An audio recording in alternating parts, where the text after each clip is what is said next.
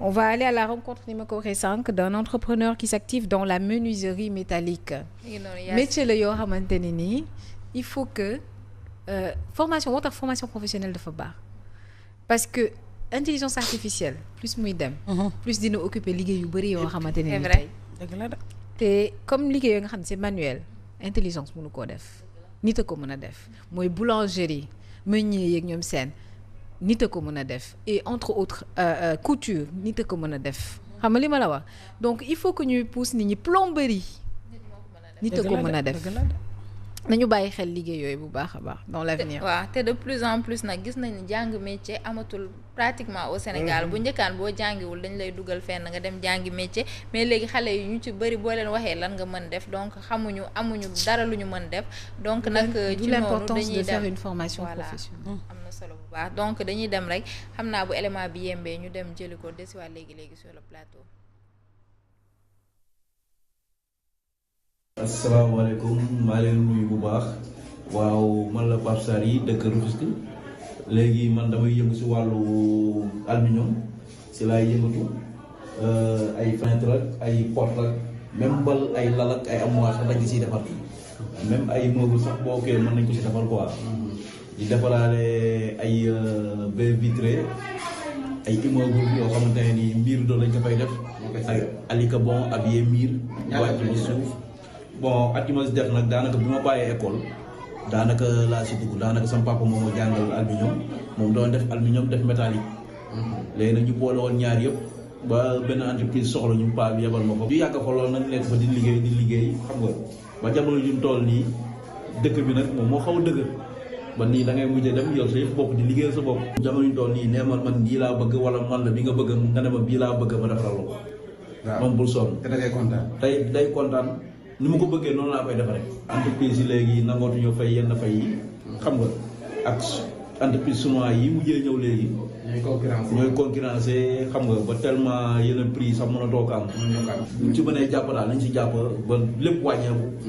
ñii indi aluminium bi tamit di ko indi fii tamit nañ ci jàpp affaire yooyu wàññeeku ndax seer na ba xamante ne kenn mënatu koo laal muy aluminium muy inox muy fer seer na ba kenn mënatu koo laal.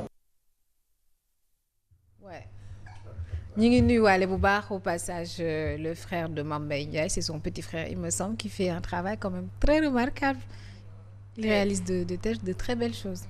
ci kër gi la bokk donc voilà ñu koy nuyu au passage nuyu waa Tëngéej yëpp donc Yacine ñu ñoo ko gisandoo am na solo bu baax a baax Sénégal ñu ngi fiy defar yu rafet a rafet te nag ay doomi Sénégal di ko defar donc nañ leen encourager bu baax a baax wàññi li nga xamante ne mooy importation bi jënd matériel vraiment yi nga xamante ne ñu ngi ko fii def Yacine. Très bien oui. Oui. li mu wax ak intelligence artificielle bi j'ai vu que am na métier yoo xam ne dafa mel ni en voie de disparition la nekk. et s'ils font pas attention gars yi ni ñu créé ay robots yi dem ci tool yi ay robots yi def affaire yi parce que métiers yi ce sont des métiers yoo xam ne da nga koy jàng pour mën ko continuer mais am na métiers yu bari yoo xam ne commencé na raar de.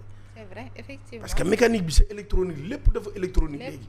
te bu ñu ko bëggee boole noonu te booy teel ñu leen orienté jugee ci transformation wala viré ci beneen côté bi pour mën a jàng métiers yu bees yi gën ko nu mu tudd moderniser.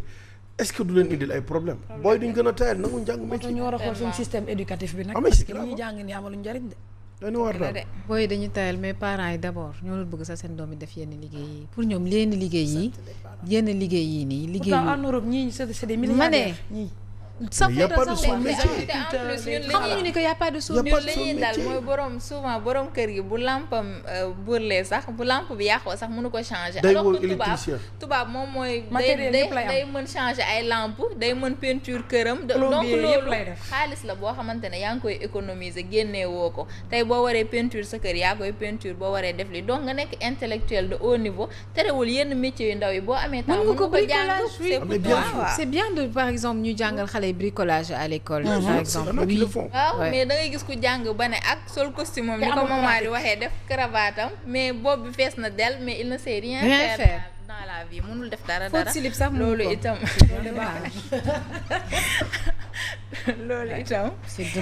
c'est vrai non je vous jure bari na fi ngeen baal ma góor yoo xamante ni ngeen baal ma même ci nga xam ne seen dessous caleçon sax mënuñu ko fóot maman c'est grave. yàlla nañu yàlla man ñuy sànni de. moo tax ñiy voyager ñoom ñoo gën a débrouillard. Bah oui. Yacine bu fekkee neex na la rek ñu dem seeti beneen élément waaw nañ dem waaw Aïcha nañ ko jëli del si waat léegi sur le plateau. Bien sûr qu'il y a beaucoup de problèmes au début, mais votre but est de les résoudre. Alors nous avons consacré les 15 dernières années à gagner la confiance de nos clients, pour qu'ils se sentent en sécurité, qu'ils soient heureux et que les petites entreprises soient heureuses.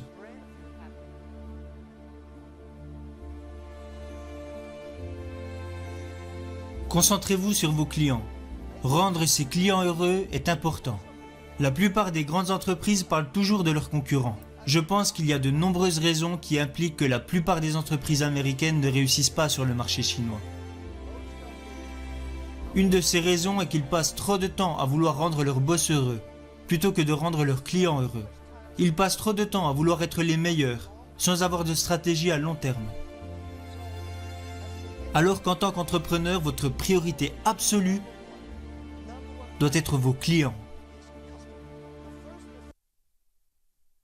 mi ngi noonu Yacine ñun ñoo ko gisandoo donc muy motiver li nga xamante ne mooy les entrepreneurs donc Yacine éléments yi la ñu indi woon tey nga may ma rek très rapidement mu souhaiter joyeux anniversaire El Hadj Doudou Guèye Seck nekk fële ca Tivaouane donc doomam Bachir Seck nekk fële ca Maroc moom moo koy souhaiter joyeux anniversaire ñu koy ñaanal gudd fan ak wér gu yaram suñu papa boobu. ñu koy sama xaritu borom kër la ba pare nekk sama soxnaam mooy sama cousine. ndeysaan lii da ñang ndeysaan Moussa Yacine Niang Mour may rëccaane sama sang yu baax yooyu Doudou Guèye Seck moo koy denc Seck saa biraan ko ba jaare ñoo xam ne sa faal ma ca tampon ba ca ndar. mais maman Binta gis nga détail maman bi tey. ci fulaar beige bi di clignoté fee ci fulaar bi. ci rappel. ay incha allah fuddën bi nag. yéen laay topp. papa moom il faut mu ñëw balaa fuddën bi ruus moom. non parce que fi mu ne façon papa moom mi xolam mi ngi sedd rek. donc jàkkaarloog tubaarkàlla. papa ngi noos de merci beaucoup Bintou ma chérie. merci bien Yacine. et on se donne rendez-vous xam naa rek ba fan yi. jeudi c'est férié. C'est férié. Donc on se donne rendez-vous samedi. Samedi ko férié. ça doit férié de. ba samedi. Samedi la mardi. ba samedi rek. samedi. ba samedi ma xaar la fi gisuma la. Inch'Allah. Bougane Gueye laay woo. Samedi c'est le grand bal. Et samedi Inch'Allah c'est le grand bal de Youssou Ndour. bu soobee ba samedi bu directeur laay woo. su mari seen la directeur laay woo. dana ko dëbb kay. gaawut génne waaye génne rek àdduna ñëpp yëg ko. allez à 9h24 minutes Chantoulette est-ce que tu es prête? Ouais, je pense l'être hein. Je crois que tu l'es même. Ouais, on va parler du respect vous les deux. Surtout ça parce que on en avait parlé la fois dernière évoqué quelques comportements yoo xam ne à savoir l'excès de gentillesse ça permet que les gens ne te respectent pas trop. Voilà nga ñàkk limite nekk nit koo xam ni tout le temps tu es ouvert au débat sa vie dencaloo ko sa bopp tu parles aux gens de ta vie ça fait partie des comportements qui diminuent le respect. Alors à part ça en vol 2 on a amené aussi yeneen comportement à savoir le manque de cohérence maanaam say wax ak say jëf du bokk.